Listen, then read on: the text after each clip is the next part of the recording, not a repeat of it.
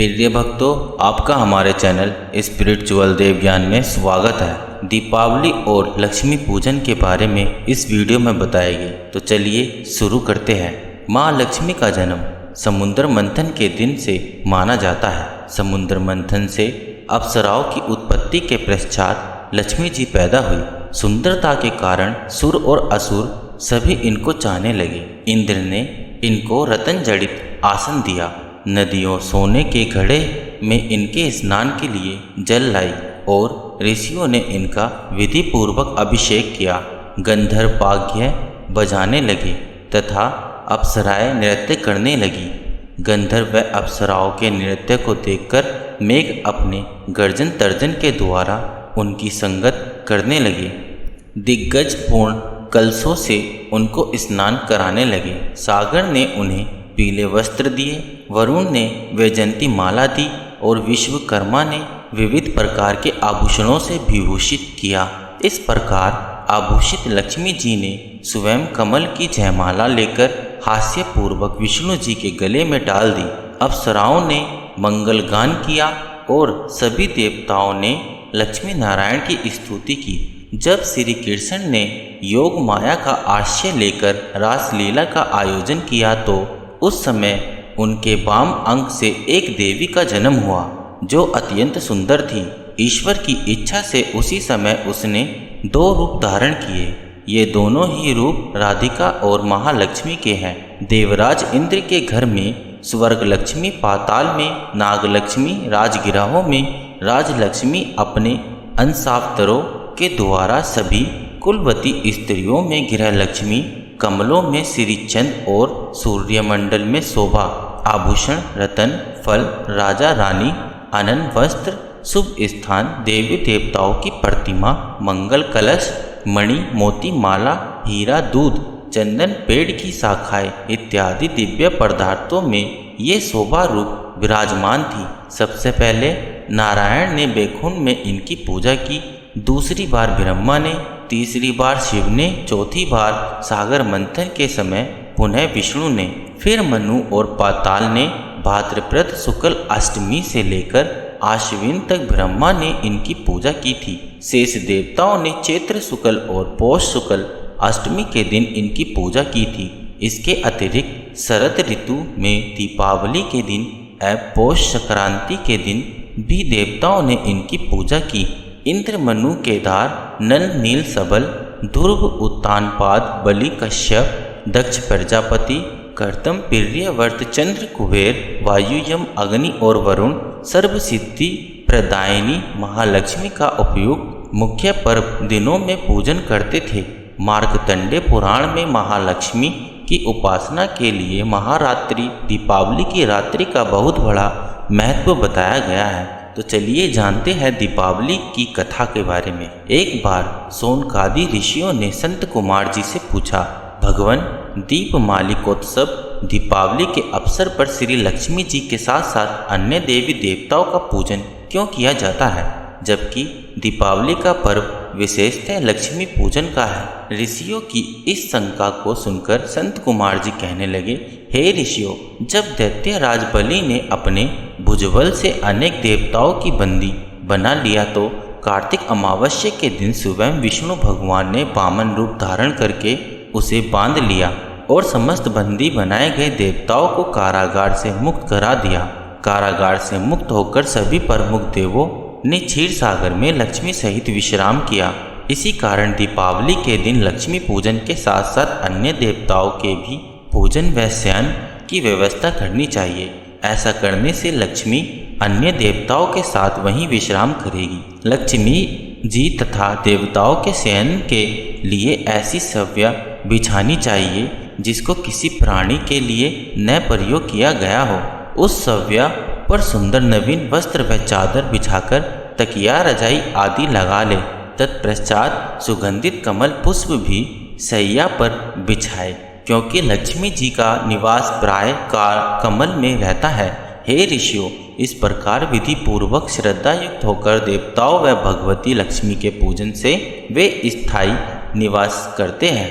भगवती लक्ष्मी के भोग के लिए गाय के दूध के खोए मावा में मिश्री, लौंग, कपूर एवं इलायची आदि सुगंधित द्रव्य मिलाकर मोदक लड्डू बनाने चाहिए। ऋषियों ने पुनः प्रश्न किया, भगवान, जब राजा बलि ने लक्ष्मी जी व देवताओं को अपने वश में कर लिया था तो फिर लक्ष्मी जी ने उसका त्याग कब किया? संत कुमार जी ने उत्तर दिया, हे ऋषियों, एक बार देवराज इंद्र से भयभीत होकर राजा बलि कहीं जा छिपे। इंद्र ने उसे ढूंढने का प्रयत्न किया। तभी उन्होंने देखा कि बलि गधे का रूप धारण कर एक खाली घर में समय व्यतीत कर रहा था। इंद्र वहां पहुंचे और बलि से उनकी बातचीत होने लगी। बलि ने इंद्र को तवत ज्ञान का उपदेश देते हुए काल समय की महत्वता समझाई। उनमें बातचीत चल ही रही थी कि उसी समय दैत्यराज बलि के शरीर में अत्यंत दिव्य रूपी एवं स्त्री निकली। उसे देख इंद्र ने पूछा, हे दैत्यराज, तुम्हारे शरीर से निकलने वाली यह आभायुक्त स्त्री देवी है अथवा आसुरी या मानवी? राजा बलि ने उत्तर दिया, राजन, यह देवी है, न आसुरी और न ही मानवी। यदि तुम इसके संबंध में अधिक जानना चाहते हो तो फिर इसी से पूछो। इतना सुन इंद्र ने हाथ जोड़कर पूछा, देवी, तुम कौन हो और दैत्यराज का परित्याग कर मेरी ओर क्यों बढ़ रही हो? तब मुस्कुराती हुई शक्ति रूपा स्त्री बोली, हे देवेंद्र, मुझे न तो दैत्यराज प्रहलाद के पुत्र विरोचन ही जानते थे और न उनके पुत्र यह बलि ही। शास्त्र वेता मुझे दुस्साहा, भूति और लक्ष्मी के नाम से पुकारते हैं, परंतु तुम तथा अन्य देवगण मुझे भली प्रकार नहीं पहचानते। इंद्र ने प्रश्न किया, हे देवी, जब इतने दीर्घ काल तक आपने दैत्यराज में वास किया है तो फिर अब इनमें ऐसा कौन सा दोष उत्पन्न हो गया जो आप इनका परित्याग कर रही हैं? आप यह भी बताने की कृपा कीजिए कि आपने मुझ में ऐसा कौन सा गुण देखा है जो मेरी ओर अग्रसर हो रही हो? लक्ष्मी जी ने उत्तर दिया, हे आर्य, मैं जिस स्थान पर निवास कर रही हूँ वहाँ से मुझे विधाता नहीं हटा सकता, क्योंकि मैं सदैव समय के प्रभाव से ही एक को त्याग कर दूसरे के पास जाती हूँ। इसलिए तुम बलि का अनादर न करते हुए इनका सम्मान करो। इंद्र ने पूछा, हे देवी, कृपा कर यह बताइए कि अब आप असुरों के पास क्यों नहीं रहना चाहती? लक्ष्मी जी बोली, मैं उसी स्थान पर रहती हूँ जहाँ सत्य, दान, व्रत, तप, पराक्रम तथा धर्म रहते हैं। इस समय असुर इससे परामुख हो गए हैं। पूर्व जन्म में यह सत्यवादी, जितेंद्रिय तथा ब्राह्मणों के हितैषी थे, परंतु अब यह ब्राह्मणों से द्वेष करने लगे हैं, झूठे हाथों छूते हैं और अभ्यक्ष भोजन करते हैं। साथ ही धर्म की मर्यादा तोड़कर विभिन्न प्रकार के मनमाने आचरण करते हैं। पहले ये उपवास एवं तप करते थे, प्रतिदिन सूर्योदय से पूर्व जागते थे और यथा समय सोते थे, परंतु अब यह देर से जागते तथा आधी रात के बाद सोते हैं। पूर्व काल में यह दिन में शयन नहीं करते थे। दिन दुखियों, अनार्थों, वृद्ध, रोगी तथा शक्तिहीनों को नहीं सताते थे और उनकी अनन आदि से हर प्रकार की सहायता करते थे। पहले ये गुरुजन के आज्ञाकारी तथा सभी काम समय पर करते थे। उत्तम भोजन बनाकर अकेले नहीं खाते थे, वरन पहले दूसरों को देकर बाद में स्वयं ग्रहण करते थे। प्राणी मात्र को सम्मान समझाते हुए इनमें सौहार्दीय, उत्साह, निरहंकार, सत्य, क्षमा, दया, दान, तप एवं वाणी में सरलता आदि सभी गुण विद्यमान थे। मित्रों से प्रेम व्यवहार करते थे, परंतु अब इनमें क्रोध की मात्रा बढ़ गई है। आलस्य, निद्रा, अप्रसन्नता, असंतोष, कामुकता तथा विवेकहीनता आदि दुर्गुणों की एकता बढ़ गई है। अब इनकी सभी बातें नियम विरुद्ध होने लगी। बड़े बूढ़ों का सम्मान व आज्ञा पालन न कर उनका अनादर करते हैं तथा गुरुजन के आने पर आसन छोड़कर नहीं खड़े होते। संतान का स्रोत तक विधि से भली प्रकार पालन पोषण नहीं करते। इन सब कारणों से इनके शरीर व चेहरे की कांति क्षीण हो रही है। पर स्त्री गमन, पर स्त्री हरण, जुआ, शराब, चोरी आदि दुर्गुण अधिक आ जाने के कारण इनकी धार्मिक आस्था कम हो गई है। अतः हे देवराज इंद्र, मैंने निश्चय किया है कि अब मैं इनके घर में वास नहीं करूंगी। इसी कारण मैं दैत्यों का परित्याग कर तुम्हारी ओर आ रही हूँ। तुम प्रसन्नता पूर्वक मुझे अंगीकार करो। जहाँ मेरा वास होगा, वहाँ आशा, श्रद्धा, धृति, शांति, जय, क्षमा, विजित और संगीत, ये 8 देवियों की भी निवास करेगी। क्योंकि तुम देवों में अब धार्मिक भावना बढ़ गई है, इसलिए अब मैं तुम्हारे यहाँ ही वास करूँगी। संत कुमार जी आगे बोले, अतः हे ऋषियों, जो भी व्यक्ति लक्ष्मी को पाना चाहता है उसे तदनुकूल की आचरणा करनी चाहिए। लक्ष्मी पूजन में क्या सामग्री चाहिए जानिए। पान, इत्र, दूध, धूप, कपूर, दियासलाई, नारियल, सुपारी, रोली, घी, लाल वसा, मेवा, गंगाजल, फल, लक्ष्मी प्रतिमा, कलावा, रुई, सिंदूर, शहद, गणेश प्रतिमा, फूल, दूब, दही, दीप, जलपात्र, मिठाई, तुलसी। अब लक्ष्मी पूजन विधि जानते हैं। यजमान पत्नी सहित शुद्ध जल से स्नान कर, शुद्ध वस्त्र धारण कर, पूर्व की ओर मुख करके आसन पर बैठे। पुरोहित यजमान के सामने बैठे। मध्य में चौकी पर गणेश आदि देवताओं का मंडल बनाए। कलश स्थापित करे। दूसरी चौकी पर शुद्ध वस्त्र बिछाकर उस पर लक्ष्मी जी की स्वर्ण मूर्ति अथवा जो उपस्थित हो रखे। षडोपचार पूजन के लिए धूप, दीप, नैवेद्य, पंचामृत, शुद्ध जल, शंख, घंटा आदि सब शुद्ध करके रखे। यजमान का वरण कर आचमन करके अपने कुल गुरु का नाम स्मरण करे तथा निम्न श्लोक पढ़े। अपवित्रः पवित्रो वा सर्वावस्थां गतोऽपि वा यः स्मरते स बाह्यभ्यन्तरः शुचिः। इस प्रकार पवित्र होकर निम्नलिखित संकल्प करे।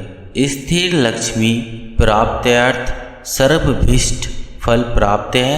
आयुरारोग्य ऐश वर्याभिवृद्ध यर्थ व्यापारे लाभार्थ्य च। गणपति नवग्रह कलश मार्तका पणोपचार पूजन पूर्वकम श्री लक्ष्मी पूजन करिष्ये। अब सर्वप्रथम गणेश जी का स्मरण कर प्रणाम करे और अक्षत लेकर धूप, दीप आदि से पूजन करे। फिर ब्रह्मा, विष्णु तथा महेश का पूजन पाद्य, अर्घन आदि से करे। तत्पश्चात नवग्रहों का पूजन करे। ब्रह्मा मुरारी, स्त्री पुरांतकारी, भानुहा, शशि भूमि सुतो, बुध से च, गुरु से च, शुक्र, शनि, राहु, केतव सर्वे ग्रह शांतिकरा भवन्तु। इसके पश्चात धातु अथवा मिट्टी का कलश रखे।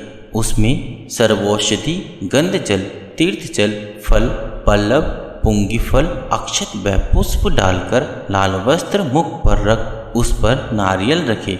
फिर दूसरा लाल वस्त्र एवं आम्रपत्र रख लाल डोरा लपेटे और वरुण का पूजन करे। कलश पूजन के पश्चात गौरी आदि षोडश मार्तक पूजन कर आचार्य का वरण करे। आचार्य यजमान को कंकड़ बांधे।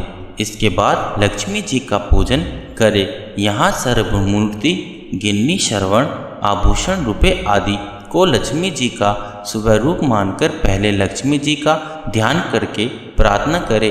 हे सर्वव्यापक नारायण, श्रवण के समान रूप वाली, श्रवण रजत निर्मित मलाय धारण करने वाली, हिरणी के समान आकर्षक गति वाली भगवती लक्ष्मी जी का मेरे घर में निवास कराओ। तत्पश्चात मूर्ति में लक्ष्मी जी का आवाहन करे और निम्नलिखित श्लोक पढ़े। आश्याम मूर्ति समागच्छ स्थिति करुणा करु किंचित कालम सदा भद्रे विश्वेश्वरी नमोस्तुते। तदुपरांत लक्ष्मी जी को आसन, पाद्य, अर्घ्य एवं स्नानार्थ जल अर्पित करें। दुग्ध, दही, घृत, मधु व शर्करा अर्थात पंचामृत से उन्हें स्नान करवाए। फिर रेशमी वस्त्र, उपवस्त्र, मधुपर्क, आभूषण, गंधक, सिंदूर, कुमकुम, पुष्प माला, दुर्वा, इत्र और पुष्प चढ़ावे। धूप दीप दिखावे, नैवेद्य अर्पित करे और आचमन करवाए। अंत में तांबूल, ऋतु, फल भेंट कर प्रार्थना करे। अरुण कमल संध्या, तड़कज पुंजवर्णा, कर कमल, दृष्टा, भीति, युग्मांबुजा, चा, मणिकटक, विचित्रा, लंकृता, कलप, जाल्य, सकल भुवन माता, मृदगिरह, स्थे धैर्यमिता, रोकदी, दारिद्र्य, पापम छ, अपमृतवा, भय, शोक, मनसतापा नश्यन्तु मम सर्वदा। श्रीवच सुवाम सुमारोग्यम विधातु पवमान मह्यते। धनधान्य पशुवम बहुपुत्र लाभ सत संवर्त दीर्घमायुआ।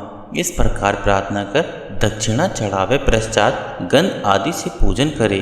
पाँव, जानु, कटी, नाभि, जठर, वक्षस्थल, नेत्र और सिर का नाम लेकर पूजा करे। फिर पूर्व आदि दिशाओं में 8 सिद्धियों और 8 लक्ष्मियों की पूजा करे। मसी, पात्र, दावात, बही, लेखनी आदि की पूजा करे। नोट यह पूजन विधि आगे देखे। अंत में पुष्पांजलि समर्पित करे। फिर प्रार्थना करे। पुष्पांजलि ग्रहण तवम पदाम्बुजयुगम पीतम मया भक्ताय सुमनसा प्रसोद परमेश्वर। वर्षा काले महाघोरे यन्मया दुष्कृतम कृतम सुकरात्रि प्रभावोदय तन्मे लक्ष्मी वैर पहुते। विश्वरूपस्य भार्यासि पद्मे पद्माल्ये शुभे महालक्ष्मी नमस्तुभयम सुकरात्रि कुरुष्व में। पूजा समाप्त कर आचार्य आदि को दक्षिणा प्रदान करे। तत्पश्चात देवताओं का विसर्जन करे। यान्तु देवगणाय सर्वे पूजा मादाय माम की में। इष्ट काम समुद्यार्थ पुनराग मयानाम 6। इसके बाद श्री सूक्त गोपाल सहस्त्रनामा और लक्ष्मी स्तोत्र का पाठ करे। संपूर्ण रात्रि में श्री सूक्त के 108 पाठ करे। प्रातःकाल श्री सूक्त से हवन करे और यथाशक्ति ब्राह्मणों को भोजन करवाए। चलिए लेखा पात्र पूजन कर लेते हैं। नवीन लेखा पात्रिणी लेकर लेखनी द्वारा उस पर सुवास्तिक बनवावे। फिर सुवास्तिक के चारों ओर एक गोल मंडल श्री सरस्वते नमः लिखवाकर बनाए।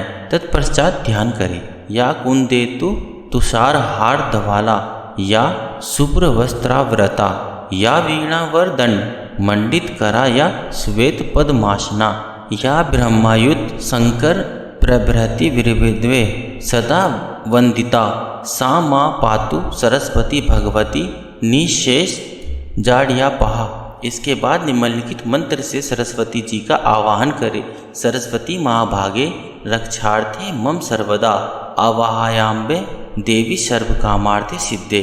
फिर ओम भूर्भुवः सरस्वते नमः कहते हुए अर्घ्य, पाद्य, आचमन, स्नान, वस्त्र, भूषण, गंध, सिंदूर, पुष्प, धूप, दीप, नैवेद्य, पुनराचमन, तांबूल, पुंगी फल एवं दक्षिणा समर्पित कर कर्पूर से आरती उतारे। तिजोरी के पूजन के लिए अब ये करना है। तिजोरी अथवा भंडारगार का पूजन करने के लिए सर्वप्रथम निम्नलिखित श्लोक पढ़कर आवाहन करें। सर्वण भासम कुबेरम च गदा पाण्य शव चित्रणी पद्माय हितम निधि स्वर्षमः भजे। तत्पश्चात श्री कुबेराय नमः मंत्र से विधिपूर्वक पूजन करे। धनदाय नमस्तु भयम निधिपद माधिपाय चा भवन्तु त्वत् प्रदान में धन्य धान्यादि संपदा।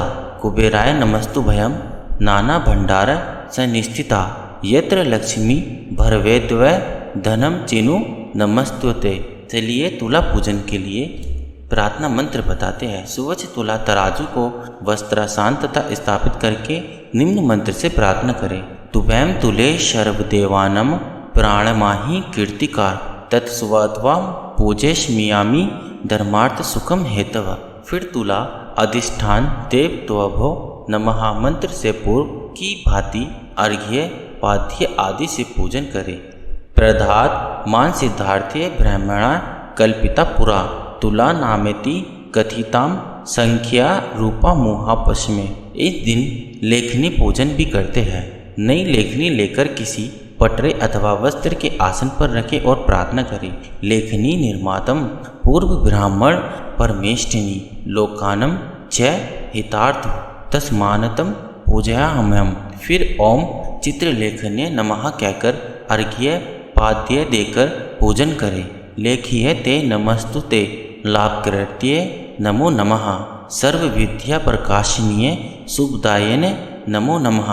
पुस्तके चार्चिता देवी सर्व विद्यानंद दाव मद गृह धन धान्यादि समृद्धि करु सर्वदा। इसी प्रकार दीपावली व लक्ष्मी पूजन का पाठ यहीं समाप्त हुआ। तो बोलो जय माता लक्ष्मी।